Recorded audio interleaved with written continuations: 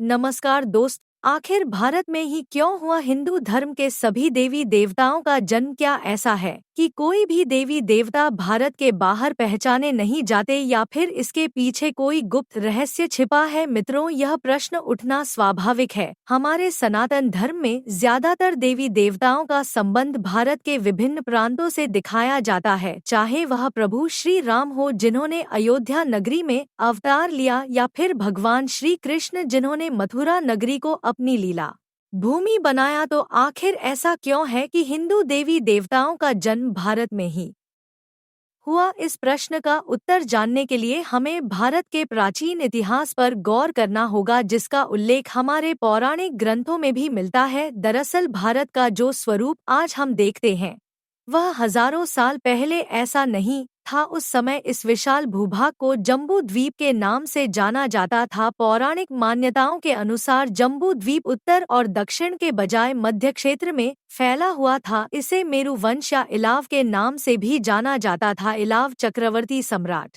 पुरवंश की मां का नाम भी था। इसी क्षेत्र के केंद्र में स्थित था सुनहरा मेरु पर्वत, जो देवताओं का निवास स्थल माना जाता था। मेरु पर्वत के शिखर पर भगवान ब्रह्मा का नगर था, जिसे ब्रह्मपुरी कहा जाता था। इसके आसपास 8 और नगर थे, जिनमें से एक भगवान इंद्र और अन्य देवताओं का निवास स्थान था। ऐतिहासिक मान्यताओं के अनुसार राजा दुष्यंत और शकुंतला के पुत्र भरत के नाम पर ही इस देश को भारतवर्ष कहा गया। लेकिन उस समय का भारत, जिसे आज कई लोग अखंड भारत कहते हैं, भूगोल के दृष्टिकोण से काफी विस्तृत था। इसमें वर्तमान समय के पाकिस्तान, अफगानिस्तान, श्रीलंका, बांग्लादेश, भूटान, नेपाल, ईरान, इराक और चीन का कुछ हिस्सा भी शामिल था। यह अखंड भारत उस समय आर्यावर्त के नाम से प्रसिद्ध था। यह भी सच है कि हिंदू मंदिर केवल भारत में ही नहीं पाए जाते। दुनिया के कई देशों में प्राचीन हिंदू मंदिरों के प्रमाण मौजूद हैं।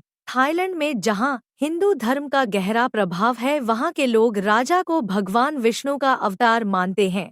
थाईलैंड का राष्ट्रीय प्रतीक भी गरुड़ है, जो सनातन संस्कृति का प्रतीक है। इंडोनेशिया के जावा में स्थित प्रबन मंदिर हिंदू धर्म का महत्वपूर्ण स्थल है। यह मंदिर ब्रह्मा, विष्णु और महेश को समर्पित है और यूनेस्को की विश्व धरोहर सूची में भी शामिल है। इसके अलावा बाली के पूरा तमन सरस्वती मां मंदिर और जावा के सिंहस शिव मंदिर भी हिंदू धर्म की प्राचीनता के प्रमाण हैं। मित्रों, यह भी दिलचस्प है कि मेक्सिको में खुदाई के दौरान भगवान गणेश और मां लक्ष्मी की प्राचीन मूर्तियां मिली हैं। कुछ विद्वानों का मानना है कि मेक्सिको शब्द संस्कृत के मक्षिका से आया है। वहां ऐसे कई प्रमाण मिले हैं जो बताते हैं कि सनातन धर्म की पहुंच यहां तक थी। स्पेन में भगवान विष्णु का एक प्राचीन मंदिर पाया गया है। वहीं रूस में भी खुदाई के दौरान भगवान विष्णु की मूर्तियां मिली हैं, जो 7वीं से 10वीं सदी की मानी जाती हैं। कंबोडिया में भी हिंदू और बौद्ध मंदिर बड़ी संख्या में पाए जाते हैं, जो इस बात का प्रमाण है कि कभी यहाँ हिंदू धर्म अपने चरम पर था। मित्रों, इन सब तथ्यों से यह स्पष्ट होता है कि प्राचीन काल में सनातन धर्म की जड़ें पूरी दुनिया तक फैली हुई थी। समय के साथ जम्बू द्वीप के विभाजन और नए देशों के निर्माण के कारण भारत सिमटकर छोटा हो गया। यही कारण है कि वर्तमान में हिंदू धर्म भारतवर्ष में केंद्रित हो गया है और हमें जो दंत कथाएं सुनने को मिलती हैं